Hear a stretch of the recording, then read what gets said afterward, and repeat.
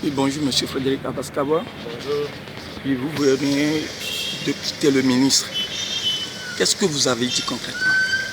Oui, bon, nous avons été reçus ce matin par le ministre de l'administration territoriale dans le cadre des consultations sur la création de la nouvelle CENI technique.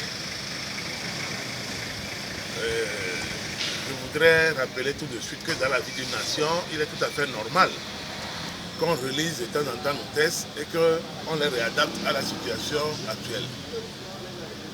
Une CENI technique, le MRC est pour, puisque hier, quand nous étions avec les autres, nous-mêmes avions demandé une CENI technique.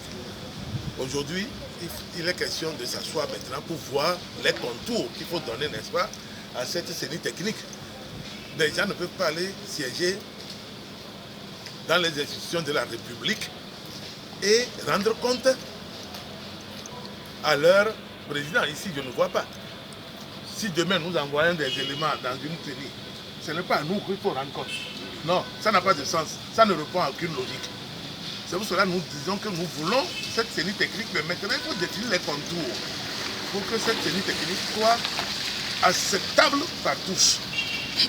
Nous avons parlé du nombre pléthorique, par exemple, de la CENI politique qui a été dissoute. De 17, nous nous proposons entre 8 et 9 maximum. Et qu'il faut prendre plutôt des gens dans des corporations telles que le syndicat des magistrats, le syndicat le barreau, des avocats, et l'ordre des médecins, l'ordre des notaires, l'ordre des huissiers, et maintenant les enseignants du supérieur et les religieux.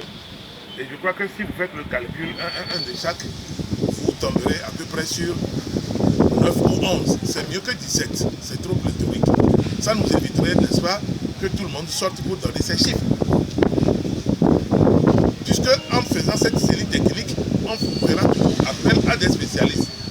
Il n'y a pas de spécialistes dans les partis politiques. Voilà, c'est faux. Il ne faut pas que quelqu'un se trompe. Chacun gère au gré de ce que son patron lui dit, de ce que son président lui dit d'aller faire ou de faire ceci, cela. Voilà un peu ce que nous avons traité avec le ministre. Mais nous avons plutôt préféré renverser l'ordre des choses lors de cette consultation. Nous avons suscité, monsieur le ministre, d'ouvrir des discussions sur le fichier électoral. Le fichier électoral. Et ensuite, du fichier électoral, la Cour constitutionnelle. Une chose, parce que n'oubliez pas que la CENI politique organisait et supervisait. Comment vous allez organiser, vous superviser? La logique, elle est où là? Soyons sérieux. Ou bien nous voulons les institutions fortes, ou on ne le fait pas et puis nous allons continuer dans la pagaille. Nous, on ne va pas suivre ceux qui sont en train de naviguer à vue. C'est fini ça. Voilà. Nous n'allons pas suivre ceux qui perdent le temps à ce pays-là. Ce pays a suffisamment souffert. Allons-y, on nous appelle de venir nous asseoir pour qu'on dialogue. Allons-y, on va dialoguer entre Togolais et ce qui nous sied, hop, on avance. Pour que les enfants puissent trouver du boulot, il faut relancer le pays. On dit que le pays est endetté. Mais oui, un pays qui ne fonctionne pas bien ne peut qu'être endetté. Où est le problème? Un pays qui fonctionne mal ne peut qu'être endetté. Mais est-ce que le pays est endetté par la faute de qui? Par la faute de nous tous. Voilà. Nous aussi on dit les autres aussi disent que c'est nous. Ayons le courage également de faire notre autocritique quand il faut le faire. Ce n'est pas sur les réseaux sociaux qu'on fait de la politique.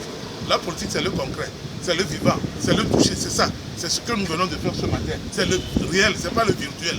Et ça je réponds, n'est-ce pas, à la diaspora. J'ai été membre de la diaspora. Il faut que vous l'écoutez bien.